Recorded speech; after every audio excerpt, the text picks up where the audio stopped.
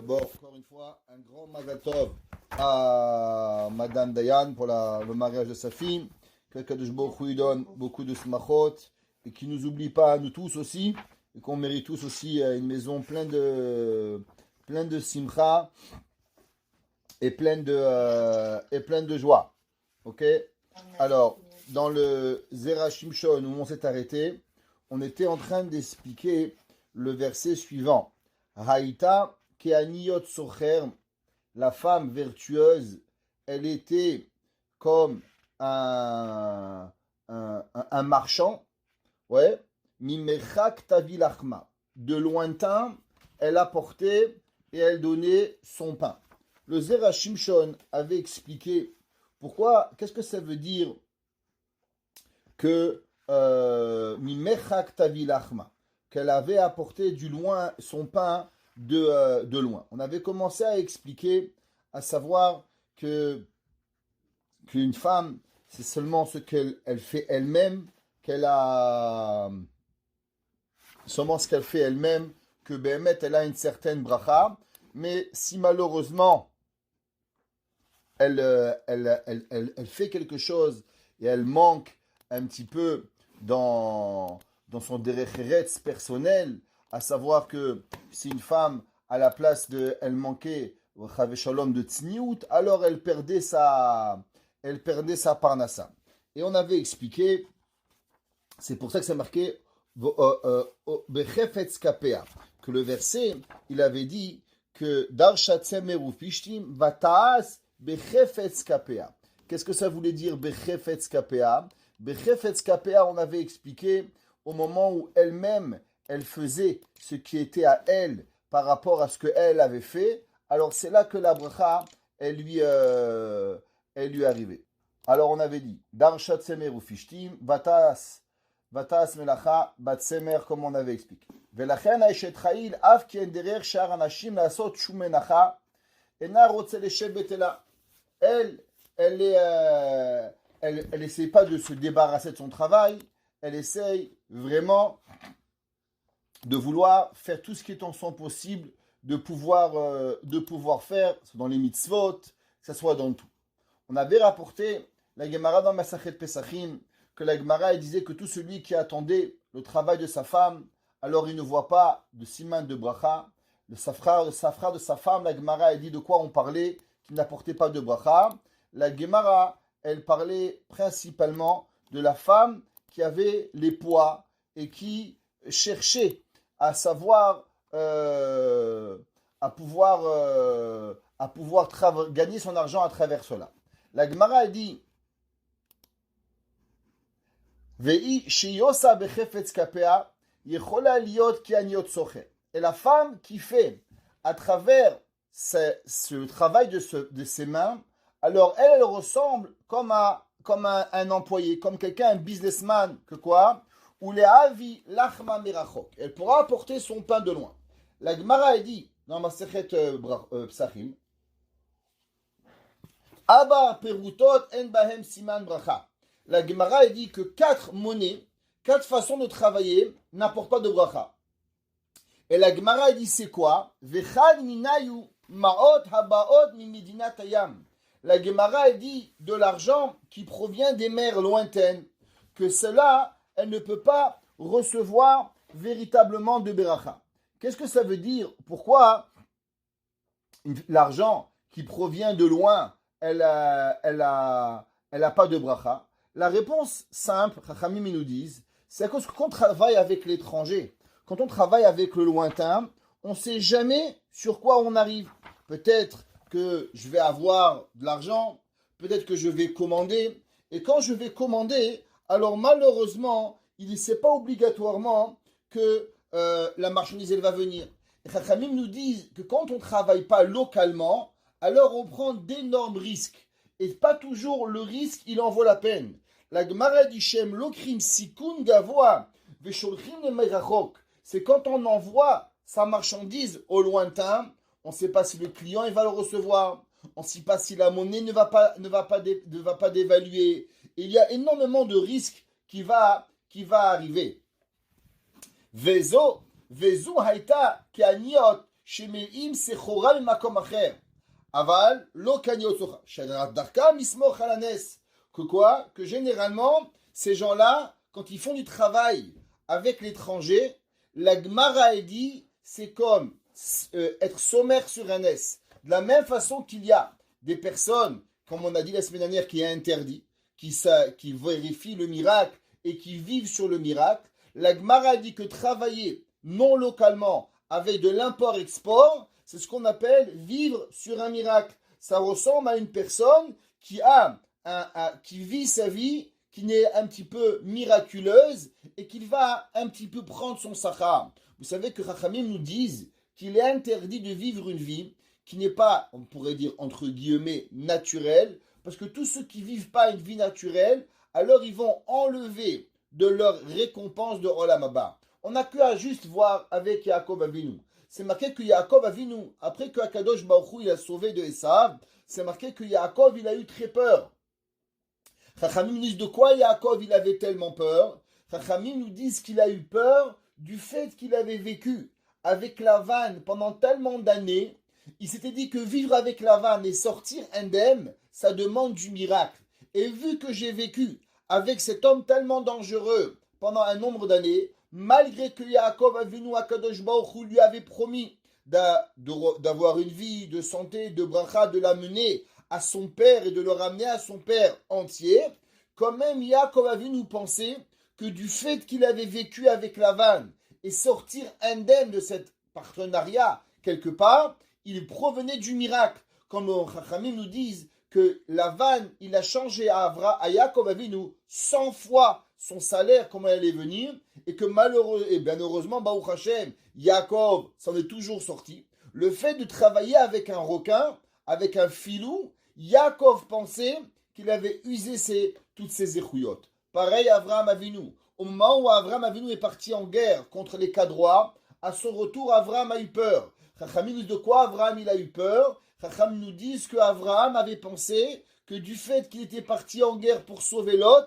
il avait perdu ses miracles, il avait ses mérites. L'homme, quand il vit dans le Ness, alors automatiquement, il vit une certaine vie qui lui enlève la façon de vivre, la façon naturelle de vivre, de travailler, de manger, et automatiquement, il perd son miracle. Et nous dit le Zera Shimshon, Vezo haïta kaniot, shemeviot sechora memakom rachok, ça ressemble à tous ces businessmen qui amènent de la marchandise des pays lointains. Avalo kaniot hasarim vehamelachim, shedarkam nismoch alanes. Mais ça n'est pas comme ces gens, ces princes, que eux, ils vont être sommaires sur le miracle. Share hadraba bevadai tavilachma. Parce que la femme vertueuse, elle peut négocier avec l'étranger. Elle peut travailler, mais il n'est pas un doute. Il est une certitude qu'elle va venir et qu'elle va prendre et qu'elle va gagner. שאף על פי ששולחת מעשיה דעה לארץ רחוקה, עושה בעניין שלא יבנס, אלא יהיה לעולם בעניין בטוח כמנהג הסוחרים. Il dit pourquoi? Pardon. Il dit, vous vous rappelez qu'on avait vu la semaine dernière qu'il y a deux façons. Il y a une façon, un homme qui vérifie avec le miracle. La personne qui vérifie avec le miracle, elle n'a rien droit de profiter. Mais pourtant, il y avait certaines personnes qui ont le droit de profiter du miracle comme le minimum qu'ils ont besoin. La femme vertueuse, nous dit le Zera Shimshon, que non seulement que elle amène à Parnassa à la maison, mais non seulement elle amène à Parnassa, même ce qui est risqué pour les personnes normales et qui s'appelle manger de son sachar, manger de sa récompense du Olam Haba, elle a le droit. Et là, il y a le Olam binyan batuach ki minyan asocharim. Que quoi? Shedarka mishloach emakom batuach. והיא שולחת למקום ובזמן שאין חש סכנה ועל סוחרים מרווירים פחות, אמנם רוצים להיות בטוחים שיש להם הקרן. On sait que généralement ce qu'on cherche c'est de garantir le capital et d'avoir un profit, mais que le profit ne soit pas trop risqué. Et il dit pareil que la femme vertueuse, ce qui est important pour elle, c'est qu'elle a tellement une grande bracha, qu'elle a la bracha, que quand même quand elle fait des choses qui sont a priori risquées, eh ben, quand même, elle amène la bracha. Et on va regarder ici, dans cette lettre ici, vous voyez, dans ce passage ici, la Medzaïn. Mashma midivre rabbeinu. Il dit, on va apprendre du Zera Shimshon, she'aita ke'aniot socher, nikra lishte asdadim, gam le pasuk. S'il vous plaît, voilà. Gam le pasuk chez les fana vata'az bechepetz kapea. Qu'est-ce que ça veut dire? Que le verset qu'elle fait avec ses mains, il revient dans les deux versets. Le verset, il revient sur les deux principes. C'est marqué, Darshat semer ufishtim. Elle a tissé le lin et la laine. Vata'az bechepetz kapea. Et elle a fait ce qu'elle a voulu. Et que ce qu'elle vend, du fait qu'elle s'investit, alors le fait que ça provient de ses mains, elle a une bracha particulière que même que pour une personne normale, il est interdit ou bien il est risqué. Avec le sachar de cette femme vertueuse, elle peut même prendre des risques dans le business et elle va réussir. Et il dit ici, Vechen aita ke'aniot socher. Il dit que dans la vie, il y a deux choses.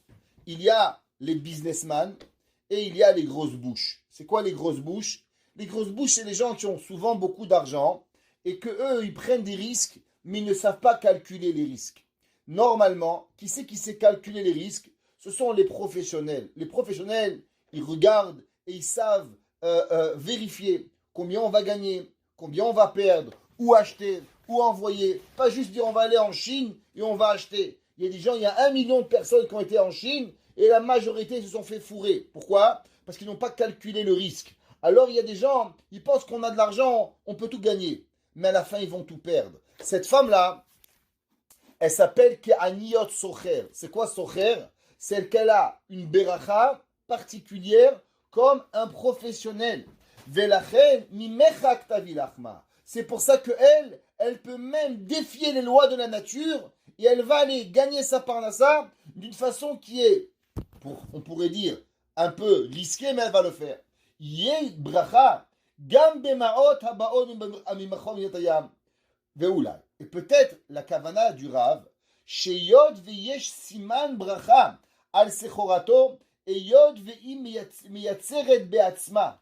On sait que le tzaddik, la bonne personne, c'est pas seulement il a une bracha par rapport à lui-même, c'est pas seulement par rapport à son gouffre, par rapport à qui il est. Combien des fois on entend ce concept, il a la hiba, il a le chen, eshet chaim yimtza, shekerachen ve'evel ayofi. Une personne qui a la bracha, il n'a pas seulement la bracha sur lui-même, mais dans tout ce qu'il va toucher, il va le transformer en bracha.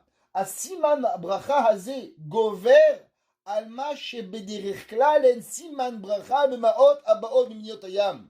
Que la femme vertueuse, on parle de la neshama, on parle de la femme qui s'investit dans la Torah. Alors même où, généralement, une personne normale n'a pas de bracha, alors elle va recevoir la bracha. Elle va recevoir cette bracha extraordinaire. Ve'im socharat bederer betucha, yesh bracha gam bemaot habaot b'minot hayam. Et non seulement elle a la bracha, mais elle peut même garantir, en prenant certains risques qui vont être calculés. On voit dans la Gemara dans Masechet Pesachim, la Gemara idemaot b'minot hayam, en baem simran bracha. Et la vadaï tzarich lomar sheoi sheosher ze shel zevulun balo mitovat haolam haba mishum achi aita bo bracha. Et il dit ici quelque chose d'extraordinaire. Il dit, rappelez-vous, on a parlé qu'il y a une autre personne qui reçoit un sachar, mais il ne vient pas de ce bas monde. De où il vient? Il vient du Olam Haba. Qui est la personne qui reçoit le sachar du Olam Haba? Eh bien, cette personne, c'est ni plus ni moins que Zevulun avec Issachar. Ce qui nous ramène à notre cours qu'on a arrêté au milieu de Issachar et Zevulun. Alors, on va juste répéter l'enseignement et le terminer avec le mérite de Madame Kouriat qui nous avait demandé le cours et je dis qu'on allait bientôt le faire. Et voilà, aujourd'hui, on arrive à la conjoncture des deux. Nous dit le Zera Shimshon. C'est marqué Hadudaim natnu reach ze Issachar ve Zevulun. On sait que Issachar étudie la Torah et Zevulun va travailler. Et Issachar donne à manger à Issachar et Issachar mérite de pouvoir étudier et grâce à cela, Zevulun va mériter de recevoir une bracha particulière. Il faut bien comprendre c'est quoi la bracha particulière que Zevulun il a reçue. Tzarich Iyun im be'emet haTorah rabba al Israël mechamat hadudaim ayaloma natnu ta'am operi. C'est marqué hadudaim natnu reach. C'est marqué que les jasmins ont donné une certaine odeur qui est quoi? Qui est la Torah de Issachar qui va revenir. C'est marqué dans le Passouk.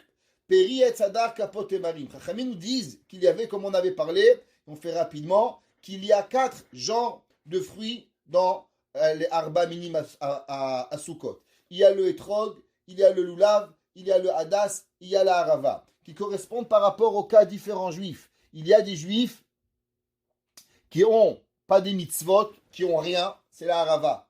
Il y a des juifs qui ont la Torah, mais pas de mitzvot. Il y a des juifs qui ont des mitzvot, mais ils n'ont pas de Torah. Et il y a des juifs qui ont tout.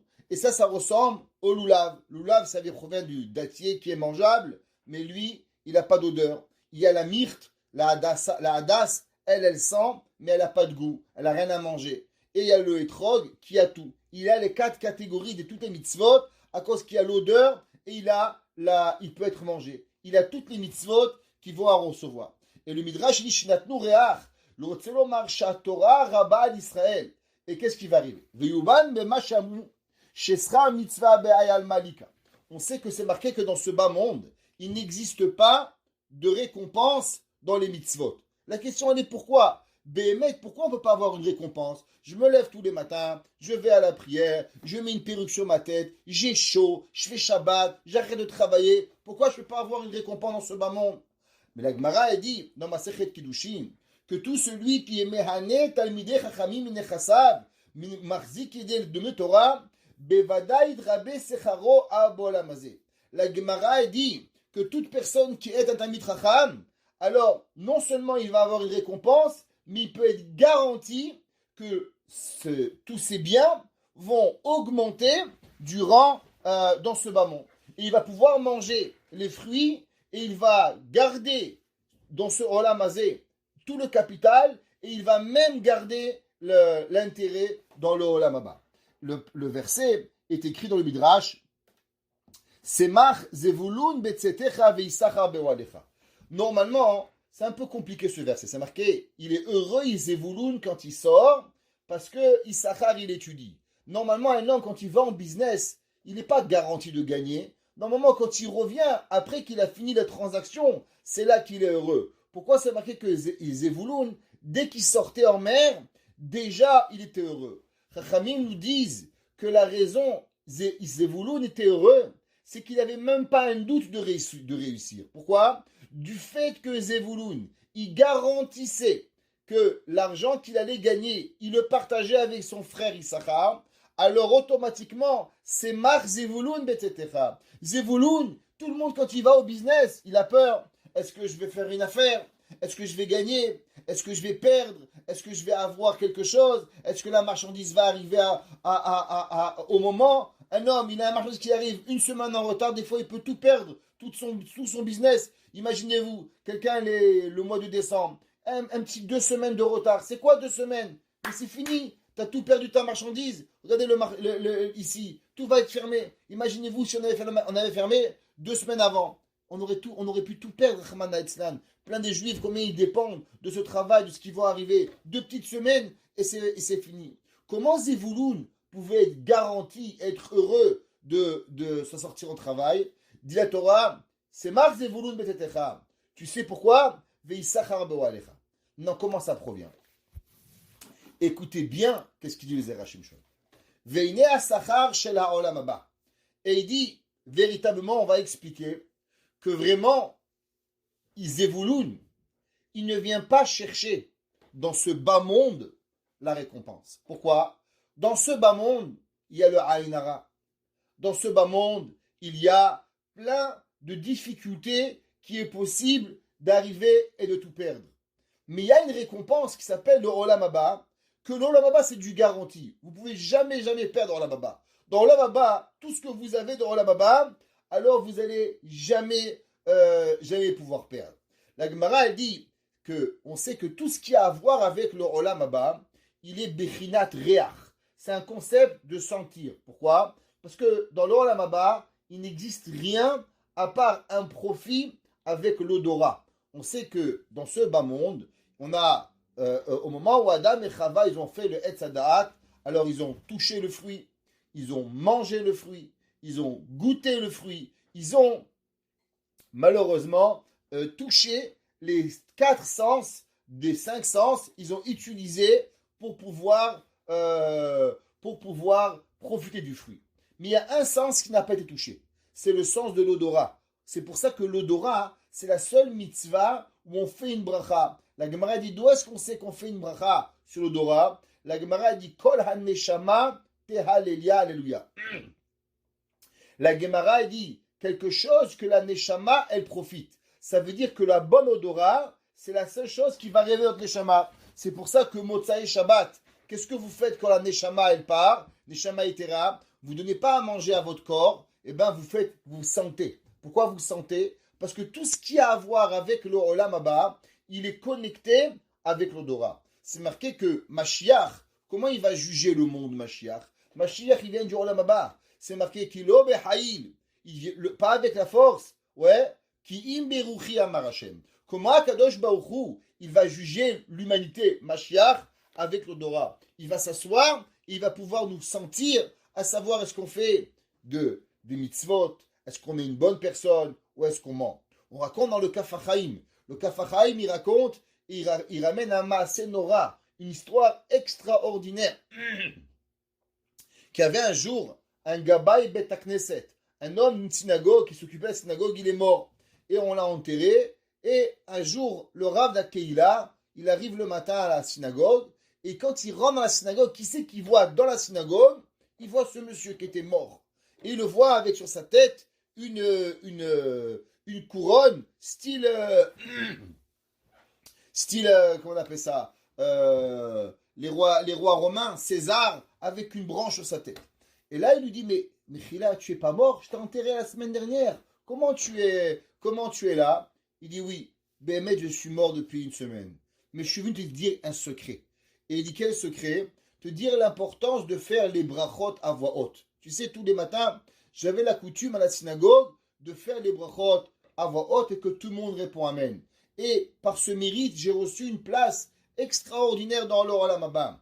Et je suis venu te dire à combien il est important de toujours faire les brachot à voix haute de façon à ce que quelqu'un d'autre réponde Amen. Et il lui a demandé, mais pourquoi tu as cette couronne sur ta tête? Il lui a dit, parce que dans ce bas monde, les odeurs sont abominables. L'odeur est terrible de Averot Rachmana Etzlan. Et j'ai pris un peu de bois, un petit peu de quelque chose du Olam Haba, du Gan Eden, pour pouvoir supporter l'odeur nauséabonde de ce bas monde. Tout ce qui a à voir avec le Olam Haba, c'est un concept d'odeur. Comme c'est marqué, le Midrash Rabbah. Le Midrash Rabbah, il dit, qu'est-ce que Akadosh Baruch Hu il donne aux tzadikim? Il dit, Shesrar tzadikim, tlat asar nahare de aparsomana dachya. Il y a dans le Olam Haba, qu'est-ce que c'est la récompense? C'est 13 fleuves d'un parfum qui s'appelle le aparsemon. Alors, aparsemon, c'est généralement appelé le kaki, mais c'est pas vraiment du kaki. C'est une odeur qui est extraordinaire et que c'est marqué que chaque tzaddik, qu'est-ce qu'il reçoit dans le Olam Haba? Il reçoit 13 fleuves de parfum. On voit que dans l'Olam Haba, le Midrash ne dit pas qu'on a reçu 13 fleuves de vin. Un jour, j'ai rencontré un Tunisien, il m'a dit, mon père, il m'a dit que dans le Olam Haba, il y a des rivières de Pkaïla. Bon, Beskin, c'est ça un Tunisien, il pensait qu'il y avait la Pkaïla. La Gemara, il dit, qu'est-ce qu'il y avait dans le Olam Haba? Il y a 13 fleuves de parfum de parsemon. On voit que tout le Olam Haba, la récompense, ce sont des parfums, ce sont des odeurs. Ainsi, la Gemara dans Masechet Baba Metzia, dans la page 114-2, la Gemara elle dit, chez Rabba Baravua, que Rabba Baravoua, il a raconté à Eliyahu Hanavi, Al-Dechukuto. Rabba Baravoua, c'est un grand maître, il était très pauvre. Et un jour, il a rencontré Eliyahu Hanavi. Alors, il lui a dit à Eliyahu Hanavi, la parnassa, c'est dur. La parnassa, c'est difficile. On n'arrive pas bien à étudier la Torah. Qu'est-ce que tu peux faire pour moi? Alors, la Gemara nous dit que Eliyahu Hanavi, il a pris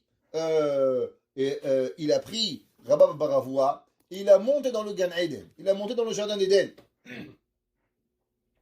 Et il lui a dit, ça fait Shekol Me'anetarpe. Ouais. Il lui a dit, prends des feuilles qui sont dans le Gan Eden. Dans le Gan Eden, il y a des feuilles, il y a des arbres. Il dit, prends toutes ces feuilles-là. Venatal Rabba et Ta'alin, Vetzraram Bebigdo. Qu'est-ce qu'il a fait, Rabba Baravoua? Alors il a pris les feuilles, il les a frottées contre son habit, contre sa djellabia qu'il avait à l'époque. Il a pris et il a frotté. Eliyahu Hanavi a repris Rabba Baravoua et il l'a remené dans ce bas monde. La Gemara dit Sachad Glima Reche. Qu'est-ce qui s'est passé? La djellaba de Rabba Baravoua, elle était prise de cette odeur magnifique. Il a pris la djellabia, il a trempé dans de l'eau, il a essoré, il a fait avec cela un parfum extraordinaire. Et la Gemara dit Zavne, et à combien il a vendu son élixir d'odorat qu'il a créé avec les feuilles des arbres du Gan Eden? La Gemara dit Betressar Alfe Dinare, avec 12 000 dinars. C'est combien 12 000 dinars? Je pourrais avoir c'est 1200 pièces d'or. Combien c'était? 2 pièces d'or. 2 pièces d'or.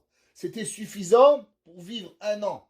À peu près, ouais, 2 années. C'est juste de quoi vivre. Le Rav Moshe Faz, il dit 2 pièces d'or de l'époque, à peu près 40 000 dollars. Imaginez-vous, il avait 1200 pièces d'or. Il a réuni Rabba Baravoua. Avec quoi? Avec des feuilles de l'arbre de Gan Eden. Et qu'est-ce qu'on voit? Pourquoi il n'a pas donné un fruit? Pourquoi il ne lui a pas donné quelque chose de particulier, un objet? On voit que dans le Gan Eden, tout le Gan Eden, qu'est-ce qui est relié au Gan Eden? Il est relié au Olam Haba avec l'odorat. C'est marqué Nat Noureach. C'est marqué que les jasmins, ils ont donné de l'odorat. C'est quoi l'odorat? L'odorat, c'est la représentation du Gan Eden. Et ainsi, c'est marqué dans le verset dans Shir Hashirim. Les re'ach shemanecha tovim, ta'am nachon hazeh, sheschar hatzadikim la'atid lavo, ou bedvarim shel re'ach tov. C'est quoi la récompense des tzadikim dans le Olam Haba? C'est quoi? Qu'est-ce qu'on va recevoir de Olam Haba? Comment? Manger, il n'y a pas à manger. Boire, il n'y a pas à boire. Mais c'est quoi? C'est ce parfum extraordinaire que nous allons nous connecter avec Akadosh Baruch Hu. Si c'est cela, c'est marqué que Zevulun, ouais, lui, il donne à Issachar, à son frère Issachar. Il donne à son frère, il le nourrit.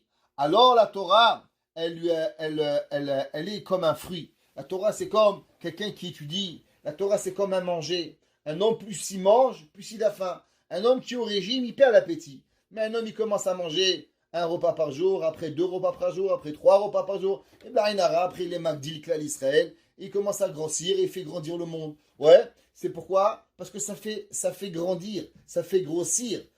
Pareil, Issachar, Zevulun, il nourrit son frère. Il nourrit son frère physiquement. Et il lui donne, en le nourrissant, il lui permet de vivre. Et comme il lui permet de vivre, alors il lui permet d'étudier la Torah. Et c'est pour ça,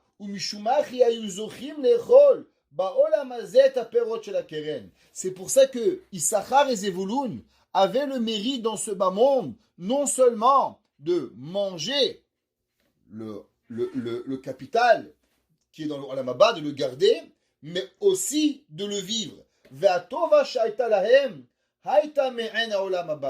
Ce qu'ils avaient, Issachar et Zevulun, n'était pas du tout quelque chose qui était physique. D'où elle provenait cette bracha? Cette bracha, elle provenait du Olam Haba. Et c'est pour ça que le Zera Shimshon, il nous dit, comment c'est marqué dans le Pasuk? Hadudaim nat nureach. Quand on parle de Issachar et Zevulun, de quoi on parle?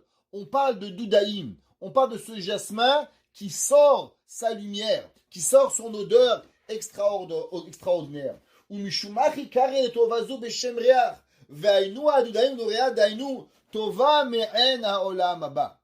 Et puisque maintenant, Issachar et Zevulun, un homme qui étudie la Torah, il ne vit pas dans ce monde. Un homme qui supporte la Torah, il ne vit pas dans ce monde. Il ne va pas chercher des forces qui sont humaines. Et il dit, le Zera Shimshon, et il dit, et si tu penses que je t'ai inventé un chidouche, je ne t'ai pas inventé un chidouche. Je t'ai donné une réalité. Comment on sait ça? Share Zevulun aya kol isko matanato b'minat hayam. On sait que tout le travail de Zevulun, c'est à travers les bateaux. C'est pour ça que Zevulun était sur le bord de mer, sur le bord de la Méditerranée. Il allait en voyage pour pouvoir. Le symbole de Zevulun, c'est quoi? C'est un bateau. Ouais, comme c'est marqué, les Chof Yamin Mishkon. Où il va habiter Zevulun. Zevulun, la partie de Zevulun, c'est plus ou moins Gaza aujourd'hui. Toute la bande de Gaza, elle appartient à Zevulun. Pourquoi? Parce que c'est là-bas où il a habité pour pouvoir aller au travail. Et c'est de là-bas qu'il s'est enrichi. La Gemara dans Masechet Pesachim, que nous avons vu, Demaod mimdinat hayam eim bahem siman bracha. Demande Zera Shimshon, je ne comprends pas. La Gemara nous enseigne qu'une personne qui investit son argent dans les pays lointains, il risque son argent et il est pratiquement garanti à perdre son capital. Si c'est ainsi, comment la Gemara elle a pu dire que investir l'argent dans les mers lointaines, c'est quasiment garanti de tout perdre. Et si tu le gagnes, c'est comme si que tu manges ton capital de Olam Haba. Ah, tu vois que Yaakov Avinu, il a béni Zevulun de travailler dans les mers. Si le travail dans la mer est dangereux, pourquoi on a mis la vie de Zevulun en danger? Pourquoi on n'a pas donné à Zevulun une bracha particulière qui va creuser la terre et qui va trouver de l'or et de l'argent? Pourquoi on l'a laissé prendre des bateaux et risquer sa vie? Il dit, le Zera Shimshon, vous n'avez pas encore compris. Il dit que la personne qui se connecte à la Torah, il ne vit pas d'un monde normal. Il ne vit pas de quelque chose. Et la vadaï tzarich lomar sheho'il she'osher ze shezevulun balo miteovat ha'olam haba. Il dit, vous n'avez pas compris que Zevulun, vous savez d'où il vient, toute sa bonté. Sa bonté, elle n'est pas humaine. Sa bonté, elle n'est pas naturelle. Elle est surnaturelle. Mishumachi aitabo bracha velo shaltabo ainara. Vous savez, il y a énormément de gens qui essayent toute leur vie à se sauver du ainara. Qu'est-ce qu'ils font? Ils mettent un khemsha, ils mettent ci, ils mettent là. Ils essayent par tous les moyens de se sauver du ainara. Le ainara, c'est quoi? Juste pour expliquer un petit peu qu'est-ce que c'est le ainara. Le ainara explique le Maharal de Prague, c'est que un ami, il ne peut pas t'enlever rien. Il dit, ah, quelle est belle ta voiture. Non, alors qu'est-ce que tu vas faire? Tu vas perdre ta voiture? Non. On a déjà expliqué dans plusieurs shiurim qu'il y a ce qu'on appelle les rahamim, les miséricordes, et il y a les dinim. Dinim, ce sont les rigueurs que nous apportons, malheureusement, qu'on peut apporter sur nous-mêmes. Un homme, il a une voiture. Un homme, il a une montre. Un homme, il a une kippa. Un homme, il a, je sais pas, une perruque, ce que vous voulez. C'est pas important. Akadosh Baruch Hu lui a donné. Mais à un moment, un homme, il vient et dit, une femme, elle dit, waouh, elle est belle la perruque. Ah, il est belle les lunettes. Ah, elle est belle la voiture. Ah, elle est belle sa montre. Ah, elle est belle sa bague. Qu'est-ce qu'il fait? Il est horaire, il va réveiller que dans le Shamaim en haut, on va se poser la question, est-ce que véritablement, il est méritant par rapport à ce qu'il a reçu? Est-ce qu'il est méritant de ce qu'il a ou il n'est pas méritant? Est-ce que sa voiture, son objet qu'il a eu, il mérite ou il ne mérite pas? S'il ne mérite pas, alors on va le rejuger. Et si on va le rejuger, alors il peut perdre. Et c'est pour ça que les gens, toute leur vie, qu'est-ce qu'ils font? Toute leur vie, ils vont venir et ils vont essayer de se protéger du Haïnara. Le Zera Shimshon, il dit, il y a un moyen qui est encore beaucoup plus grand de pouvoir se protéger du Haïnara. Quand une personne, tout ce qu'elle obtient, elle n'obtient pas naturellement.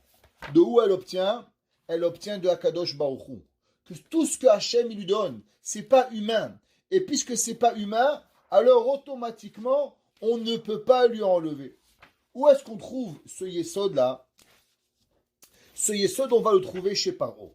Vous savez que Paro, ce n'était pas un homme qui avait un bon œil. Et Yosef Hatzadik, malheureusement, il a tiré beaucoup le Haïnara. Et c'est pour ça que la bracha que Yaakov Avinu va bénir Yosef, Ben Porat Yosef, Ben Porat Alehaïn. Yosef, il partait pas, il ne passait pas inaperçu. Où il allait, il attirait l'attention. Un jour, j'ai rencontré quelqu'un qui m'a dit, Rav, vous savez, je ne comprends pas, je ne suis pas riche, mais les gens, ils croient tous que je suis riche, ils me regardent, ils viennent jamais me demander de l'aide. Et je connais quelqu'un d'autre que lui, il a Bainara beaucoup plus d'argent, et que lui, tout le monde lui donne. Et quelqu'un lui a expliqué que Bainara, il a une présence. Quand il rentre quelque part, il existe. Alors comme il existe, alors les gens sont peut-être un peu intimidés par lui, mais ils se le sentent autosuffisants. C'est une bracha min hashamayim, je lui ai expliqué. Avoir ce concept, c'est quelque chose d'extraordinaire. C'est qu'on dégage quelque chose qu'on a Kadosh Baruch Hu avec nous. On n'est pas dépendant des humains. On est dépendant de Boré Olam. Yosef Hatzadik, il avait cela. Et qui c'est qui va vouloir lui enlever tout cela? Eh bien, c'est Paro. On va voir que Yosef, il va expliquer les rêves à Paro. Et il va lui donner plusieurs conseils. Qu'est-ce qu'il va dire Paro? Va yomer Paro el avadav. Paro, il va dire à ses serviteurs, Animtsa kaze ish asher ruach elokim bo. Est-ce que vous avez déjà trouvé un homme aussi grand que Yosef Hatzadik, qui comprend, qui donne des conseils, qui nous fait avancer, qui nous explique exactement tout quoi faire? Vayomer Paro el Yosef. Il lui dit maintenant, après que tu vas faire, il n'y a rien, il n'y a pas plus grand que toi dans Mitzrayim. Et il va le nommer vice-roi. Il va tout donner à Paro. C'est marqué que Yosef Hatzadik, à chaque fois qu'au moment, Paro va essayer de lui donner un peu de Haïnara. Qu'est-ce que Yosef disait à Paro? C'est pas de moi. Tout vient de Akadosh Baruch Hu. Tout ce que je reçois ne vient pas de ma part. Il provient à 100% de Akadosh Baruch Hu. Tout ce que j'ai, c'est Akadosh Baruch Hu qui m'a donné. Qu'est-ce que ça veut dire? C'est quoi cette discussion qu'il y a entre Paro et Yosef?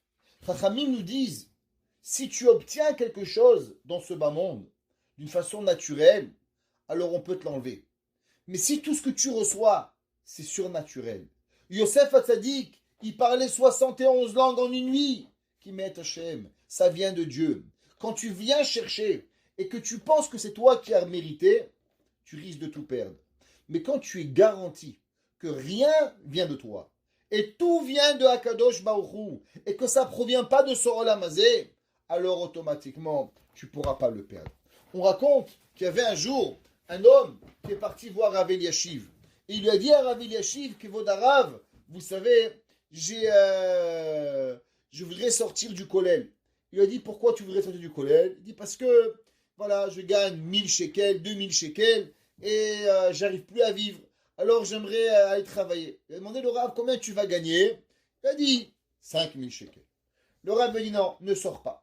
Le monsieur n'a pas réussi à écouter le Rav, il est parti travailler. Et dès qu'il commence à travailler, le frigidaire s'est cassé, la voiture s'est cassée, la machine à laver s'est cassée, la machine à sécher s'est cassée, tout se cassait à la maison, tout se cassait, tout. Alors, sa femme, elle lui a dit sûrement que tu as pas écouté le Rav il t'en veut, et c'est pour ça qu'on a une klala à la maison. L'élève est parti voir le Rav Eliashiv et dit, Rabbi, je m'excuse, je suis sûr d'être fâché avec moi, et c'est pour ça que j'ai tous les problèmes de la vie. Le Rav lui dit, Chas v'shalom, seulement laisse-moi t'expliquer. Il a dit, quand un homme, il vit dans la Torah, un homme, il vit à la yeshiva, un homme, il vit au kollel, la vie, elle est un autre monde. La vie, c'est pas du naturel. Tu vis du surnaturel. Le frigidaire qui doit durer 10 ans, Shen Talmid Chacham, il dure 20 ans. La voiture qui doit durer 5 ans, elle dure 40 ans. Tout augmente. Ma femme, quand on était au kollel, on est toujours au kollel Baruch Hashem. Quand les choses se cassaient à la maison, on disait à mes enfants, vous inquiétez pas, ça va se réparer tout seul. Akadosh Baruch Hu, chez nous, il répare tout seul. Et Behemet Kachaya. Behemet, on a vu chez nous à la maison, pas un miracle. C'était Emet, une vie quotidienne. que les choses, elles se réparaient tout seules. Comment ça se réparait tout seul? À cause que Béhémet, on ne vit pas dans un monde normal. On vit dans un monde qui est le monde de la surnaturelle. Il lui a dit, le Rav Eliashiv, j'ai vu que tu te connais depuis 20 ans. Et je sais que naturellement, toute la maison doit être changée normalement. Quand tu m'as dit que tu vas gagner 5000 shekels, je dis, tu ne peux pas sortir du collège. Parce que tu n'as pas assez d'argent pour vivre la vie d'un Baal Habayit. Pour vivre la vie d'un Baal Habayit, qu'est-ce qu'il faut? Il faut vivre une vie où tu as assez de quoi remplacer le frigidaire, la machine à laver, la machine à sécher, la machine à coudre, le fer à repasser, tout. Mais tu n'as pas assez d'argent. Et il dit aujourd'hui, c'est pas que tu as une kelala, c'est que tu es reparti dans une vie naturelle. La vie de Torah, c'est une vie de surnaturel. Celui qui étudie est celui qui fait partager avec un avrir kolel. Celui qui a et qui donne Be'emet au Talmidei Chachamim, Akadosh Baruch Hu, il lui dit, toi tu peux investir, toi tu peux donner, toi tu peux faire des choses qui ne sont pas normales. Et tu peux recevoir cette bracha. Pourquoi? À cause que cette bracha, elle ne provient pas de ce bas monde. D'où la bracha, elle provient? Tu vas la prendre du Olam Haba. Et du Olam Haba, il n'existe pas de Ainara. Pourquoi? Alors laissez-moi vous expliquer ce qui est écrit dans le Noam Elimelech. Ouais, ceux qui sont à mes cours, ils connaissent Rabbi Elimelech de Lizinsk. Rabbi Elimelech, il dit la chose suivante. Il dit, qu'est-ce que c'est ce concept d'aller voir un rave pour qu'il prie pour vous? Pourquoi vous ne savez pas prier, vous? Pourquoi vous avez besoin d'avoir un rave pour aller prier? Qui ne connaît pas la fameuse histoire de Baba Saleh? Un homme est venu le voir et dit, Rabbi, donnez-moi s'il vous plaît une bracha pour un enfant. Baba Saleh dit, ok, donne-moi 10 000 dollars. Il dit, non, non, 20 000. Il dit, ok, alors 15 000. Il dit, 30 000. Et à la fin, l'homme, il a dit à sa femme, chérie, viens, on part à la maison. C'est qu'un charlatan. Il veut que notre argent. Viens, on va prier à Kadosh Baruch Hu. Il a dit le Rav, ah, maintenant tu as compris que c'est pas moi qui donne les enfants. J'ai besoin ni de 10 000, ni de 20 000, ni même de 1 dollar. Tu auras un enfant, Be'et Hashem. La bracha, elle vient d'Hashem. Le Noam Elimelech, il dit, qu'est-ce que c'est le Rav? Il dit, dans ce bas monde, on a un monde mélangé, encore une fois, avec les mêmes concepts, avec le din, avec la rachamim. Est-ce que tu es méritant ou tu n'es pas méritant? Est-ce que tu mérites d'avoir un enfant ou tu ne mérites pas d'avoir un enfant? Chesed et Gvura. Tout ce bas monde, il vit de cette façon-là. Qui est quoi? Qu'on regarde et qu'on est en train de juger, à savoir qu'est-ce qu'on mérite d'avoir. Ça, c'est tout le Olam qui arrive ici. Le Olam Haba, c'est quoi? C'est un monde où il n'existe pas de din. Il n'existe que de rachamim. Nous, quand on prie dans notre sphère, ou que dans notre sphère, il y a le chesed et le din, et la tiferet, et Akadosh Baruch Hu, il doit juger. Au-dessus de ce monde, il y a un monde qui s'appelle Rahamim. Le Olam Haba, c'est un monde où il n'y a que de la bonté. Le tzaddik, il sait prendre votre demande et il la sort de la sphère qui est mélangée de Rahamim et de Dinim et il la monte dans un monde qui est Kulo Rahamim, qui est Kulo Miséricorde. Et là, il n'y a pas à demander. Quand Akadosh Baruch Hu, il écoute votre demande, alors automatiquement, il va accepter votre demande. Ça veut dire que c'est quelque part où il n'existe pas le malheur, quelque part où il n'existe pas la souffrance, quelque part où il n'existe rien, Akadosh Baruch Hu, il va donner. C'est pour ça que souvent, on cherche des brachot. Rabbi Nachman de Breslev nous dit, à qui on doit demander de prier pour nous? Eh bien, la personne à qui on doit demander, c'est Akadosh Baruch Hu lui-même. On dit à Hachem, El Narefanala, il y a Akadosh Baruch Hu, ce qu'on appelle la Shekhinah, et on a Akadosh Baruch Hu. La Shekhinah, c'est la présence divine de Dieu dans ce bas monde, qu'elle est limitée. Akadosh Baruch Hu, dans sa grandeur, en dehors des sphirotes, elle est illimitée. Et on demande à la Shekhinah de prier pour nous, de prier Kaviachol à Akadosh Baruch Hu pour nous donner ce qu'on a besoin. Ceux qui veulent avoir un bon chidour, ceux qui veulent avoir des bons enfants, avoir d'un refoua chez les mains. Même Moshe Rabbeinu a demandé à Dieu, s'il te plaît, Rahamim Peshutim, prier à Rahamim Gedolim pour que nous méritons ce qu'on doit avoir. Et il y a un monde qui est Kulo Rahamim. Il y a un monde qui vit totalement en dehors de la sphère naturelle. Ce Olam-là, il s'appelle le Olam de Olam Haba. Rabbi Nachman de Breslev dit qu'il y a des gens dans ce bas monde, ils peuvent vivre le Gehinam toute leur vie. Mais il y a des gens qui peuvent vivre dans ce bas monde, dans le Olam Haba. Pourquoi? Parce qu'ils ne vivent pas dans un monde normal. Ils vivent dans un monde qui est totalement à l'opposé de ce monde. Chaque fois qu'ils ont besoin de quelque chose, Akadosh Baruch Hu, il leur donne. Chaque fois qu'ils ont un besoin quelconque, alors Akadosh Baruch Hu, il va donner. Pourquoi? À cause qu'ils étudient la Torah, à cause qu'ils supportent la Torah. Même des choses que Chachamim te disent, tu vas perdre de l'argent. Va pas faire du business en Chine, tu vas perdre de l'argent. Il y a 5 sur 10 qui perdent de l'argent. Ça vaut pas la peine. Il y a des personnes qui peuvent le faire. Pourquoi? Parce qu'ils supportent la Torah. Dis les Zera Shimshon, il y a une personne, elle ne supporte pas la Torah. Mais elle vit avec la Torah. Et elle peut avoir le même principe. C'est qui? Eshet Chayil. C'est quoi Eshet Chayil? Vous vous rappelez, la semaine dernière, on avait dit Darshat Semeru Fishtim, celle qui ne se suffit pas du minimum. Elle n'est pas en train d'essayer de dire c'est permis ou interdit. Qu'est-ce que Hachem veut de moi? Qu'est-ce que mon mari veut de moi? Qu'est-ce que mes enfants ils veulent de moi? Qu'est-ce que ma femme veut de moi? Qu'est-ce que Akadosh Baruch Hu veut de moi à chaque moment? Une personne qui ne se suffit pas dans le permis et l'interdit, il veut vivre dans le monde de Olam Haba, alors automatiquement il va venir et il vient un différent monde. Pour donner l'allusion à ça, vous savez qu'il y a la fameuse question, pourquoi on allume 8 bougies à Hanouka?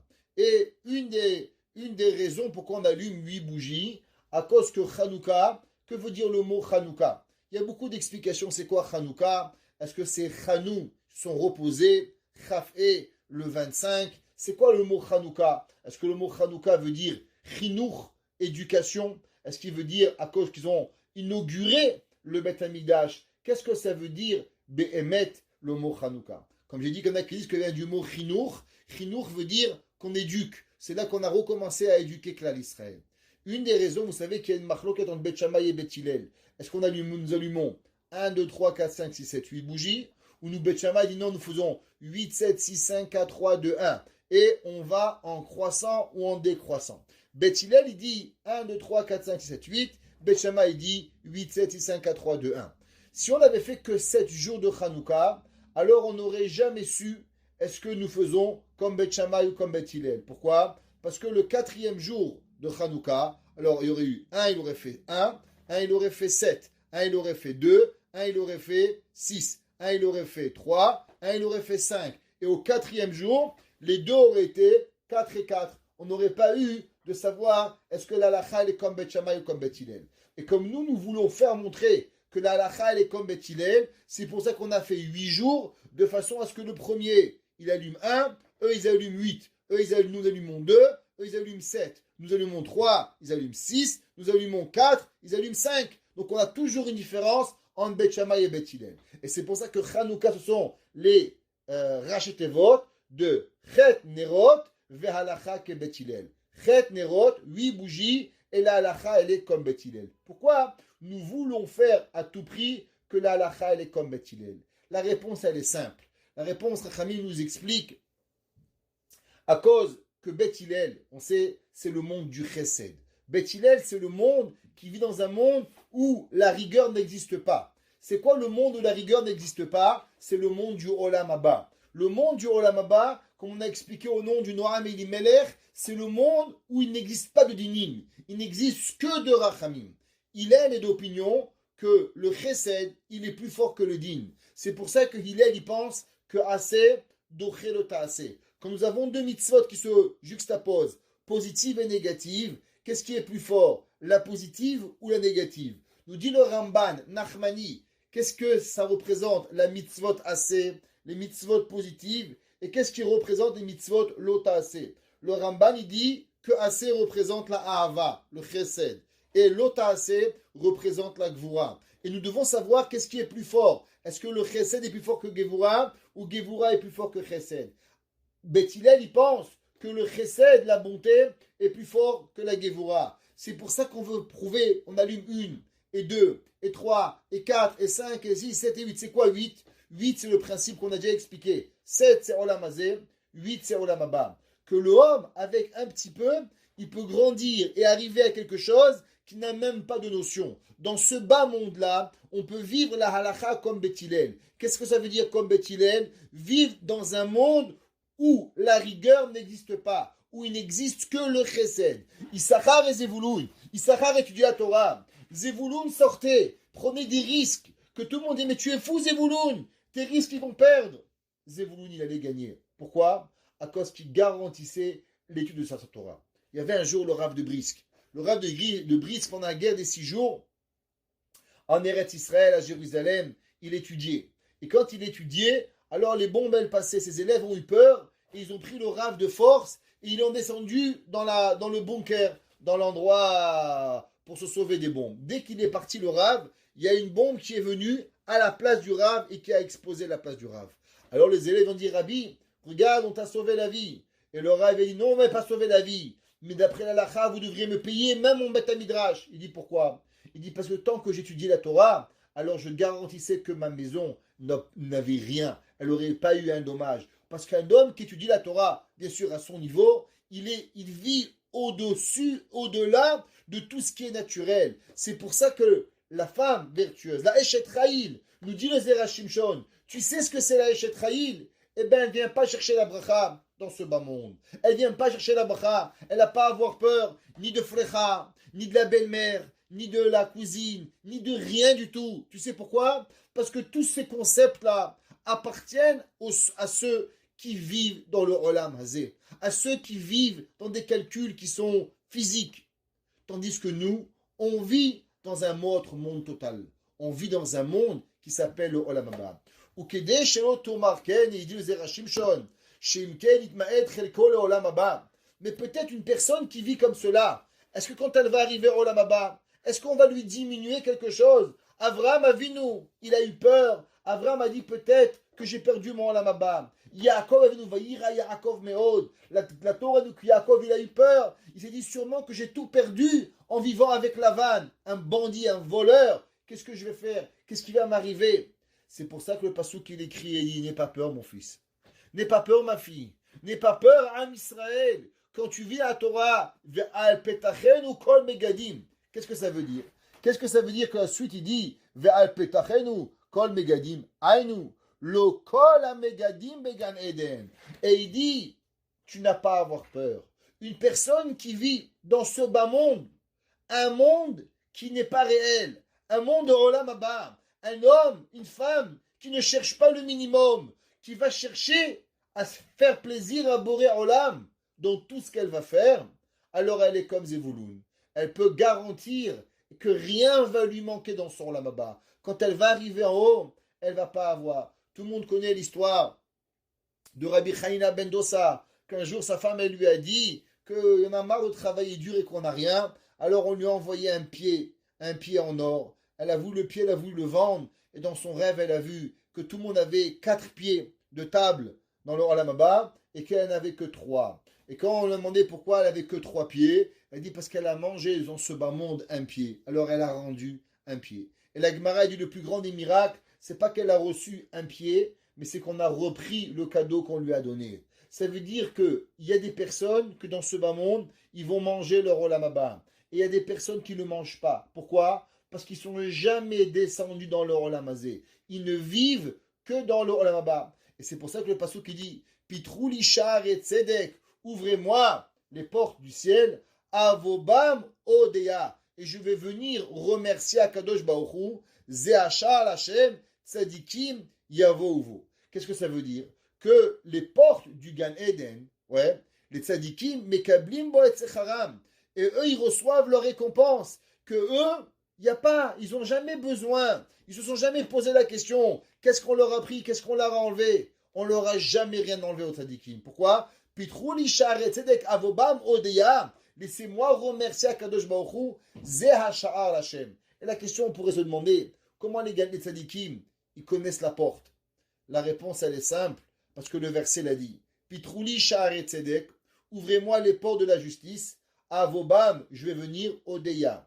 Qu'est-ce que ça veut dire Odia? Vous vous rappelez, on avait dit la semaine dernière que tous ceux qui connaissent Hachem, c'est seulement ceux qui apprennent à remercier Akadosh Baruch Hu. Quand on sait, on connaît et on peut remercier Boré Olam, le créateur du ciel, alors on le connaît. Ceux qui vivent dans ce bas monde, vivent une vie de Olam Haba, une vie véritable qui ne dépend pas de rien. Rien peut les arriver. Rien ne peut les toucher. On ne peut pas toucher rien que c'est à moi. Parce que je ne vis pas dans ce bas monde-là. Afalpi shonoten nedavot. ouais, même qui donne l'argent, l'arzik et de Torah, Yizke et Tovat Haolam Haba. La seule et unique façon, partageons ce que nous avons. Partageons avec ceux qui donnent la Torah, à ceux qui vivent la Torah. Veyu al petachav kol megadim chadashim gam yeshanim. Que les gens, ils vont recevoir be'emet dans l'olam haba. Ils vont recevoir alors quelque chose d'extraordinaire pour pouvoir y arriver. Nous dit le Zera Shimshon. Qu'est-ce que c'était Issachar et Zevulun? Issachar et Zevulun, principalement, avaient une chose, n'avaient qu'une seule vie, et c'était la vie de vivre en dehors de tout ce qui était normal, de vivre une vie qui n'était pas réelle. Eh bien, la Eshet Chayil. C'est quoi qui a niot socher, mimechak tavilachma? Comment cette femme qui est vertueuse, elle peut amener la bracha en dehors de la maison, en dehors de la ville. Elle peut prendre des risques parce qu'elle ne vit pas dans la limitation. Parce que la limitation, c'est seulement les gens qui se limitent au permis ou à l'interdit. Ceux qui ne se limitent pas dans le permis ou l'interdit, ceux qui vivent véritablement avec Akadosh Baruch Hu, dans le Ratzon Hashem, avec le Chefetz Hashem, avec la volonté de Akadosh Baruch Hu, alors automatiquement, Akadosh Baruch Hu aussi les fait vivre d'une certaine façon qui est en dehors de tout ce qu'on pourrait avoir, à cause que elle, Behemet, elle vit dans ce monde qui est dans le monde de la anti-limitation, qui est dans le monde qui n'est pas limité. Une autre explication finira avec cela. Qu'Aniot Socher, cette femme vertueuse, elle vit dans cette façon de vivre comme ce marchand. Afalpi she'ametzapeh l'israr ishto, en bo siman bracha. Zot ha'eshetai tachai tavilach ma merachok, dainu mituv ha'olam haba. Cette femme-là, que malgré que normalement, un homme qui attend que sa femme lui amène la bracha, il va tout perdre. Eh bien, cette femme qui est vertueuse, le mari peut attendre sur elle. Il peut savoir qu'elle va lui donner la bracha. Pourquoi? Encore une fois, parce que tout ce que Chachamim nous ont dit, ce sont quand on vit dans un monde qui est physique.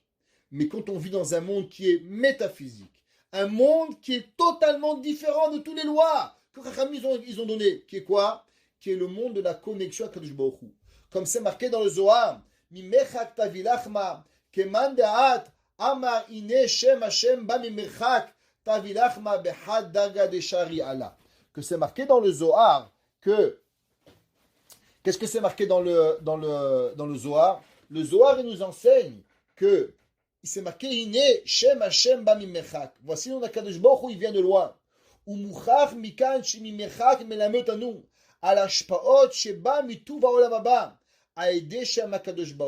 Que tout celui qui se connecte à Kadosh Baruch Hu, comme on a expliqué, il y a la sphère du monde et il y a la sphère qui est au-dessus. Tous ceux qui vivent à Kadosh Baruch Hu, qui ne vivent pas dans le Ches, dans le Din, qui vivent dans ce monde qui est totalement, alors, Tavilachma Bechadaga, Ainu Shalechem Ve'ashpaat Aparnasa, Bamimechak Me'ashpaot Ayonot, Aede Shem Hakadosh Anal. Alors, on peut vivre avec Akadosh Baruch Hu, avec le nom d'Hachem. C'est quoi le nom d'Hachem? Yud Ke Vav Ke. Qu'est-ce que ça veut dire Yud Ke Vav Ke? Juste pour expliquer, on sait qu'il y a des gens qui vivent dans le passé, il y a des gens qui vivent dans le futur, il y a des gens que le passé, le futur ou le présent n'existent pas. Pourquoi? À cause que eux, ils vivent avec Akadosh Baruch Hu. Et que Akadosh Baruch Hu, de la même façon que le passé, le présent et le futur n'existent pas, pareil, Akadosh Baruch Hu, 1 million ou 1 milliard ne vaut rien. Akadosh Baruch Hu, c'est le Ratzon Hashem. Ce que Akadosh Baruch Hu, il veut, alors Akadosh Baruch Hu, il va nous le donner. C'est pour ça que le pasuk il dit Yetzav Hashem itecha et bracha ba'asamecha shishlach lo bracha me'an olam haba. Qu'est-ce que ça veut dire? Qu'on demande à Akadosh Baruch Hu de ne pas se limiter à une bracha qui est physique, à une bracha qui est de ce bas monde. Mais on veut que Akadosh Baruch Hu, il nous donne une bracha au-dessus de ce bas monde. Ou basé lo ishlat ba aïn, velo mazikin. Et Akadosh Baruch Hu, si Behemet, il nous donne cette bracha. C'est quoi Yetzav Hashem? Qu'est-ce que ça veut dire? Yetzav, le mot Yetziv en hébreu, ça veut dire quelque chose qui est Emet Yetziv, quelque chose qui va rester droit.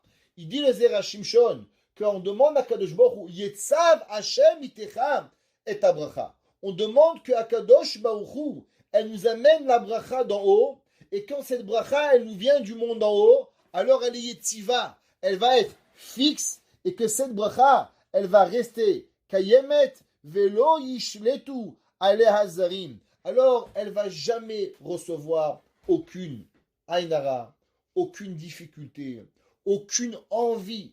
Combien de fois on voit des gens, Blainara, ils ont un shefa et personne ne les envie. Ils ont chen vachesed, ils ont cette grâce, ils ont cette gloire qui va arriver. Et c'est pour ça qu'on voit que le Targum il traduit et dit, qu'est-ce que ça veut dire? Yetzav Hashem et Aberacha. Il dit le Targum, Yetzav, Milachon, Yipaked. Que veut dire le mot Yipaked? Yipaked, ça vient du mot Pikadon. Ça vient de quelque chose que Akadosh Baruch Hu t'a donné en gage. Quelque chose qui appartient à Dieu, personne ne peut vous le toucher. Pourquoi? À cause que Akadosh Baruch Hu, ils n'ont pas de pouvoir de toucher ce qui appartient à Hachem. Et je terminerai avec une histoire connue, qu'il y avait un jour un homme, qu'il a rencontré Eliyahu Hanavi. Eliyahu Hanavi lui a demandé, est-ce que tu veux être riche? Il lui a dit, je ne sais pas ce que c'est la richesse, il faudrait que je demande à mon épouse. Alors, il va voir sa femme et lui demande, chérie, est-ce que tu veux être riche? Alors sa femme lui dit, ok, j'accepte d'être riche. Alors Eliyahu Hanavi fait, et quelques temps après, ils reçoivent une grande fortune, et la femme, elle prend l'argent, et en prenant l'argent, elle fait plein de chesed, elle donne, mais il y avait une condition, qu'il serait riche seulement pour 7 ans. 7 ans sont passés, et Eliyahu Hanavi revient, et il dit, madame, monsieur, je viens récupérer ce qui est à moi. La femme lui donne des livres, et il dit, voilà ce qu'on avons fait avec le chesed, la hanasat kala, voilà les mariages, voilà les orphelins, voilà les tombe Shabbat. Va demander à Akadosh Baruch Hu, est-ce qu'il a trouvé un meilleur gardien de son argent? Eliyahu Hanavi est parti voir Akadosh Baruch Hu, et le Midrash nous dit que Akadosh Baruch Hu, il a dit qu'il n'a pas trouvé un meilleur gardien de son argent mieux que cette femme-là. Ça veut dire que quoi? Ça veut dire qu'il y a des gens qui savent et qui comprennent que ce que nous avons ne nous appartient pas. À qui il appartient? Il appartient à Kadosh Baruch Hu. Yetzav Hashem itecham. Que si un homme y vit véritablement, que tout ce qu'il obtient, de qui ça vient? Ça vient de Kadosh Baruch Hu. Alors Kadosh Baruch Hu, ce qu'il nous donne, c'est pas un don, c'est seulement un prêt, c'est seulement un gage chez nous. Et puisqu'il est en gage chez nous, personne ne peut nous le toucher. Alors cette Eshet Chayil, que elle peut aller loin. Elle peut prendre, elle peut être garantie de la bracha de Akadosh Baruch Hu. Pourquoi? De la même façon que Zevulun allait récupérer la bracha en dehors de sa sphère et dans l'Olam Haba, pareil la Hachet Chayil, elle sait aussi récupérer la bracha en dehors de ce bas monde sans recevoir la moindre difficulté, sans avoir la moindre envie de personne, sans avoir peur de la moindre ainara, sans avoir peur jamais de perdre rien. Parce que Yetzav Hashem et Aberacha, Akadosh Baruch Hu, il est Yetziv la bracha, Akadosh Baruch Hu, il lui garantit la bracha, et cette bracha restera chez elle, les Netzach Netzarim, Bimera Biamenu. Amen.